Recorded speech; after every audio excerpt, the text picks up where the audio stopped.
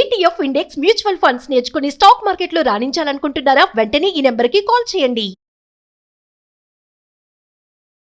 నమస్తే, welcome back to Suman TV. Texas లో ఉంటున్న ప్రతి భారతీయుని వెళ్ళగొడతాం.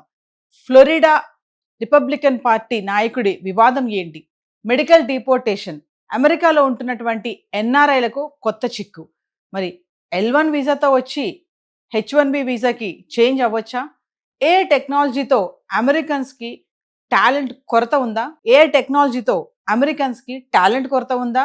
H1B వీసా ఫీజు పెంచిన తగ్గని డిమాండ్, USA వర్సెస్ ఇండియన్స్. మరి వీటన్నిటిపైన ఒక క్లారిటీ ఇవ్వడానికి ఈరోజు మనతో పాటు ఉన్నారు special guest, founder and chairman of global Telangana association నుంచి విశ్వేశ్వర రెడ్డి గారు. నమస్తే సార్. నమస్కారం సార్, ట్రంప్ పెట్టే రూల్స్ ని ఇప్పుడు AI ఎక్స్పర్ట్స్ బ్రేక్ చేయొచ్చు అని అంటున్నారు. అంటే AI ఉంటే గనక H1B వీసా అనేది ఇప్పుడు ఈజీగా వచ్చేస్తుంది అనేది ఒక టాక్ అయితే వస్తుంది. ఒకసారి డీటెయిల్ గా మాట్లాడు. అందులో టెక్నికల్గా వైజ్ చూస్తే AI ఆర్టిఫిషియల్ ఇంటెలిజెన్స్. అదేంటంటే గ్లోబల్ కంటెంట్ను రిట్రీవ్ చేసి ఒక దగ్గర ఉన్నదాన్ని మనకు చూపిస్తుంది. సో దట్ మనకి ఈజీలీ అండర్స్టాండ్ చేసుకుంటాడు. అంటే వరల్డ్లో మన దైనందిక కార్యక్రమాల్లో ఏదున్న జీవితంలో కూడా ఎవరైనా NRIs కానీ ఇక్కడ ఉన్న వాళ్ళకి కానీ అందులో అది భాగం అయిపోయింది. సో అందుకోసం ఆ లైన్లోనే వెళ్తే బాగుంటుంది. ఎందుకంటే ఈ typical mind set of human beings ఎలా ఉంటుందంటే వ్యాలిడేషన్స్ ఎక్కువ ఉంటుంది. ఇంకా మోర్ ఇంకా పెరగడానికి ఆస్కారం ఉంటుంది. సో బట్ అదర్వైజ్ ఇప్పటికున్న అంటే ఇమీడియట్గా వచ్చిన ఇబ్బంది ఏం లేదు. But times is matter. ఒకసారి 1 year అయింది కూడా 1 month కంప్లీట్ చేయవచ్చు. అట్లా లైఫ్లో కొన్ని చేంజెస్. అట్లే ఇప్పుడు ట్రంప్ అడ్మినిస్ట్రేషన్ వచ్చాక ఆయన ఎగ్జిక్యూటివ్ ఆర్డర్స్ ఎక్కువ ఇస్తున్నాడు. కాంగ్రెస్ సెంటర్ నుంచి వచ్చేది చాలా టైం తక్కువ ఉంది, వాటికి ఎక్కువ అంటే ఫాస్ట్గా వెళ్ళట్లేదు మార్కెట్లో. సో వాటి అడ్రస్ ప్రకారమే చేస్తున్నాం. ఇప్పుడు చాలా బాగానే అంటే స్టేబుల్ అయిందని చెప్పొచ్చు. సో హోప్ఫుల్లీ ఇంకా మోర్ రావడానికి ఆస్కారం ఉంది. ఇంకా ఏ టెక్నాలజీలో సార్ అమెరికన్స్ కి టాలెంట్ కొరత ఉంది అని చెప్పేసి అని అంటున్నారు. ఇది ఎంతవరకు వాస్తవం అంటారు? Basically you're right. AI sector ఎలా ఉంది అంటే ఇట్స్ న్యూ సెక్టర్. అప్పుడు మేము వెళ్ళినప్పుడు Y2K ఎలా ఉందో అంటే ఇయర్ 2000లో అన్ని 00s వస్తే ఎట్లా అడ్రస్ చేయాలన్న దాని మీద ఎలా ఉందో ఇప్పుడు ఇది కూడా అంతే. AI కూడా ఒకప్పుడు ఏఐని కొందరు చాలా మంది బూచిగా చూపించేసి మన జాబ్లను లేకపోతారు, మనకు అంత ఇబ్బంది అవుతుంది అని దాని లేదు. AI వచ్చాక కూడా మనకు ఫ్యూచర్ బాగుంటుంది. AI వచ్చాక ఇంకా మనం ఒకప్పుడు ఎర్ర బస్సులలో తిరిగేటోళ్ళం, తర్వాత ఇవాళ ఎయిర్ బస్సులలో తిరుగుతున్నాం. సో అది మెకానికల్ సెక్టరే కదా. ఒకప్పుడు ఎట్లుండేది, చాలా ఇబ్బంది ఉంటుంది. ఇవాళ చాలా బిజినెస్ క్లాస్ లెవెల్లో అక్కడ లోపల బిజినెస్ స్వీట్స్ కానివ్వండి, ఫస్ట్ క్లాస్ స్వీట్స్ కానీ చాలా బాగుంటాయి. సో ఆ లైన్లో చూస్తే తప్పకుండా AI ఆపర్చునిటీస్ ఉన్నాయి. అదేవిధంగా AI ద్వారా టెక్నాలజీ ఆపర్చునిటీస్ ఉన్నాయి. ప్రతి సెక్టర్ కూడా AI లింకేజ్ అవుతుంది. దాని లింక్ AI ఆపరేటబుల్ పీపుల్ కూడా కావాలి కదా. ఊరికే AIకే మొత్తం చెప్పలేం కదా. ఆపరేటబుల్ పీపుల్ కావాలంటే వాళ్ళు నైస్ అంటే అడ్రస్ చేయగలిగితే ఇంకా బెస్ట్. ఏది టెక్ కంపెనీస్ ఉన్నాయా సార్ ఇప్పుడు AI వల్ల వారీగా కూడా వాళ్ళు ఇన్వెస్ట్మెంట్ పెడుతున్నారు అని కూడా అంటున్నారు. అది sir yes, that is also happening now because of the వాళ్ళ ఫైనాన్షియల్ క్యాపబిలిటీస్ కానీ కెపాసిటీ బేస్డ్ మీద కొన్ని AI కంపెనీలు కూడా పెడుతున్నారు. ఇక్కడ హైదరాబాద్లో కూడా చాలా కంపెనీస్ ఓపెన్ చేశారు. సో ఆ లైన్లో నేను థింక్ చేస్తే there is a lot of opportunity. అంటే H1B వీసా ఇంకా ఆగిపోతుంది అన్న ఈ టైంలో AI తో అడాప్ట్ చేసుకుంటే కనుక అది ఈజీ అవ్వచ్చు అంటారు. అంటే నేను ఏమంటానంటే you look at it 2 ways for everything. మనం ప్రతిదాన్ని ప్లాన్ A ప్లాన్ B అని పెట్టుకుంటాం కదా, బ్యాకప్ ప్లాన్ అంటాం కదా. సో సిమిలర్ లైన్స్లో ఇవి కూడా కొన్ని ఇష్యూస్ ఉంటాయి. వాటిని మాత్రం ప్రాపర్గా అడ్రస్ చేయగలిగితే దట్ వుడ్ బి గ్రేట్. అంటే ఇప్పుడు టాలెంట్ స్మార్ట్ ఉంటేనే అమెరికా వెళ్ళాలి అనేది ఒక పాయింట్ అంటారు. 100% ఎలా అయినా వెళ్ళిపోవాలి అమెరికా అంటే కుదరదు. ఇంకా 100% వాళ్ళకి ఎబిలిటీ ఉండాలి, టాలెంట్ ఉండాలి. వాళ్ళు రెజ్యూమ్ చెక్ చేస్తారు. జాబ్ ఆఫర్ ఇవ్వాలంటే ఇప్పుడు 100 మంది రెజ్యూమ్లు వస్తే ఒక రెజ్యూమ్ని పిక్ చేస్తారు. సో అది ఎట్లా పిక్ చేస్తారు? ఇదే టాలెంట్తో. అక్కడ రికమెండేషన్స్ ఎంత జరగవు, నాది బెటర్ వాళ్ళు. ఓన్లీ థింగ్ ఏంటంటే కంపెనీస్లలో విత్ ఇన్ ద కార్పొరేషన్స్లలో వాళ్ళు కొంచెం మేనేజ్ చేస్తారు.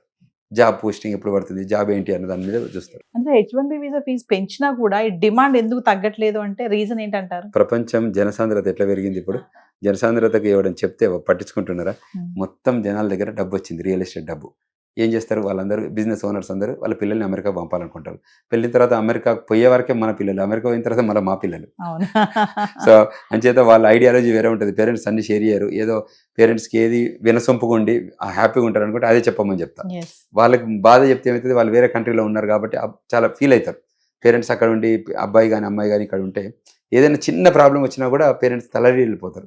సో అది జరగకుండా ఆపర్చునిటీస్ ఏదన్నా కూడా మనం బోర్డులో కొంతమందిని ఇస్తాం, స్టాండింగ్ కమిటీ కొంతమంది ఇస్తాం, రీజనల్ కోఆర్డినేటర్, రీజనల్ ప్రెసిడెంట్లను కూడా కొంతమందిని పెడతాం. సో అట్లా ఇట్ విల్ బి టిపికల్ సెట్గా తప్ప పెద్ద కన్సర్న్స్ ఏం లేవు. ఏదన్నా మన ఆఫీస్కి వస్తారు, మన గైడెన్స్ తీసుకుంటారు, మన అడ్వైజర్ తీసుకొని ముందుకెళ్తారు. మరి ఇంకొక సైడ్ చూస్తే అక్కడ ఎవరైతే అమెరికాలో ఉంటున్నారో జాబ్ చేస్తున్న వాళ్ళకి కొత్తగా ఇప్పుడు ఆ చట్టసభల్లో ఒక నిర్ణయం వస్తే వస్తుందంట, H1B వీసా రద్దు చేద్దామని ఒక ఆలోచనలో వస్తున్నారని చెప్పేసి అంటున్నారు. ఇది ఎంతవరకు నిజమంటారు? అంటే తప్పు లేదు, వాళ్ళకి ఆలోచన ఉండడంలో ఆలోచన రావడానికి ఉంటుంది.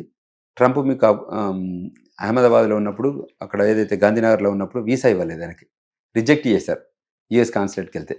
అంతకంటే ముందు అయితే సంచి కట్టుకునే తిరిగిండు మోడీ అమెరికా మొత్తం.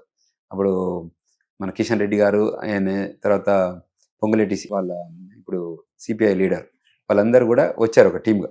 ఇప్పుడు కే నారాయణ ఉన్నారు కదా అప్పుడు, ఆయన సిపిఐ నారాయణ కూడా అట్లే ఇష్యూస్ బేస్డ్ మీద వచ్చి అక్కడ ఎగ్గు గురించి ఏదో మాట్లాడితే ఆగస్టు 2వ తారీఖు నాడు వైరల్ అయిపోయింది అది.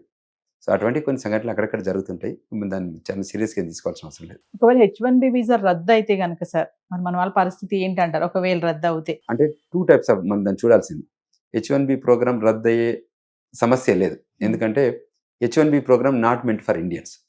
H1B program meant for globe. So గ్లోబ్లో ఉన్న అన్ని సెక్టర్స్, అంటే ఏదో టెక్నాలజీ సెక్టర్ ఒకటే కాకుండా ఫార్మస్యూటికల్ సెక్టర్ అనుకోండి, మెడికల్ సెక్టర్ అనుకోండి, తర్వాత వేరియస్ సెక్టర్స్లో వచ్చిన వాళ్ళ జనం ఉంటారు కదా, వాళ్ళందరూ కూడా H1B ప్రోగ్రామ్కి వస్తారు. ఈవెన్ లీగల్ కానివ్వండి, మెడికల్ కానివ్వండి, అన్ని రకాల సెక్టర్స్ నుంచి వచ్చిన వాళ్ళు ఉంటారు. సో వాటిని మనం ఎట్లా తీసుకుంటాం అన్న దాన్ని బట్టే ఉంటుంది. సో ప్రోగ్రామ్ను డికమిషన్ చేయరు, ఇప్పుడే ఏదైనా ఉంటే రేజ్ చేస్తారు. ఆయన ఎవరైతే సెనేటర్ ఉంటే వాళ్ళు రేజ్ చేసుకోవచ్చు. ఒక్క సెనేటర్తోనే మొత్తం బిల్ పాస్ కాదు కదా. సో వాళ్ళు ఒపీనియన్ చేస్తారు, డిస్కస్ చేస్తారు. ఎక్కడో దగ్గర మొదలు కావాలి స్పార్క్ కాబట్టి ఆయన మొదలు పెట్టాడు. బట్ ఓవరాల్గా పిక్చర్ చూస్తే ఆ 1-2 స్టేట్లే తప్ప మిగతా అన్ని స్టేట్లలో చాలా బ్రహ్మాండంగా ఉన్నారు మన వాళ్ళు, మీకు తెలిసి ఉంటుంది. ఇప్పుడు సో ఏదైనా క్వశ్చన్స్ ఉన్నా మా దగ్గరికి వస్తున్నాయి, సమస్యలు ఉన్నా మా దగ్గరికి వస్తున్నారు పిల్లలు. సో మేము వాళ్ళకి ఎడ్యుకేట్ చేస్తున్నాం, గైడ్ చేస్తున్నాం, వాళ్ళకి నాలెడ్జ్ ఇస్తున్నాం. సో దట్ వాళ్ళకి అందరికి వెళ్ళి బయటకు వచ్చేటట్టు కొన్నాం. మేము ఇన్ పర్సన్ ఉండి వాళ్ళకి బెయిల్ బాండ్లు ఇచ్చి కొట్లాడుకొని గొడవలు అయ్యి పోలీస్ కేసులు అయితే ఏం చేస్తామంటే వాళ్ళు బయటకు తీసుకురావడానికి బెయిల్ బాండ్ అంటారు. సో ఆ బెయిల్ బాండ్స్ గురించి తీసుకొస్తుంటాం ఫ్రెండ్స్కి అందరికి. H1B వీసాతో ఉన్న వాళ్ళు ఎక్కువ శాతం మన వాళ్ళే ఉన్నారు అనే ఒక టాక్ అయితే ఉంది కదా సార్, భారతీయులు ఎక్కువ మంది ఉన్నారు అని. తెలుగు వాళ్ళు ఎక్కువ ఉన్నారని చెప్పండి. భారతీయులు కాకుండా 2 తెలుగు రాష్ట్రాల నుంచి కూడా చాలా మంది ఆడున్నారు. సో దానివల్లనే అంటే పాపులేషన్ ఇంకా కౌంట్ అవుతుంది. పాపులేషన్ కౌంటింగ్ బేస్డ్ మీద నెంబర్స్ రిలీజ్ చేస్తారు. సో దాన్ని బట్టి హోప్ఫుల్లీ బాగా అంటే జరుగుతుంది. ముందు సార్ ఇంకా ఎక్కువ శాలరీ ఉన్న వాళ్ళని తీసుకుంటుందా? అంటే బేసికల్గా ఏమంటుంటే మీ ఇంతకుముందు 2 చెప్పినట్టు మీ దగ్గర ఏముంది మేము అడుగుతాం.